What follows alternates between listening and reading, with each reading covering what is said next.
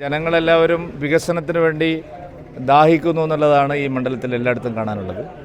LDFിൻ്റെ സർക്കാർ ഉണ്ടായിട്ടും UDFിൻ്റെ MLA ഉണ്ടായിട്ടും ഒരു കാര്യവും നടക്കാത്തൊരു മണ്ഡലമാണ് മഞ്ചേശ്വരം. വികസനത്തിൻ്റെ കാര്യത്തിൽ ഏറ്റവും പിന്നോക്കം നിൽക്കുന്ന ഒരു മണ്ഡലമാണ്. ഇത്തവണ ജനങ്ങൾ വികസനം ആഗ്രഹിക്കുന്നു.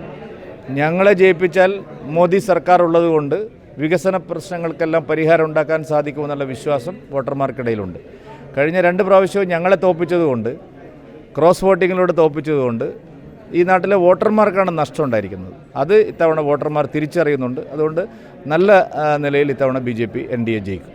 BJPക്ക് എന്താണ് ഇപ്പോൾ ഈ മഞ്ചേശ്വരം മണ്ഡലത്തിനായിട്ട് മുന്നോട്ട് വെക്കാൻ? BJP ഒരുപാട് വിഷയങ്ങൾ, എല്ലാ വികസന പ്രശ്നങ്ങൾക്ക്, കുടിവെള്ളം, വിദ്യാഭ്യാസ സ്ഥാപനങ്ങൾ, ആശുപത്രികൾ, തൊഴിലവസരങ്ങൾ, റോഡുകൾ, അങ്ങനെ കൃഷിക്കാരുടെ പ്രശ്നങ്ങൾ, മാത്രമല്ല ഭാഷാ ന്യൂനപക്ഷങ്ങളുടെ പ്രശ്നങ്ങൾ, ലിംഗ്വിസ്റ്റിക് മൈനോറിറ്റിയുടെ ഏറ്റവും വലിയ ഒരു പ്രതിസന്ധിയിലാണുള്ളത്. അതിനെല്ലാം പരിഹാരം കാണാൻ ഒരേ ഒരു ഓപ്ഷൻ BJP NDA മാത്രമാണ്.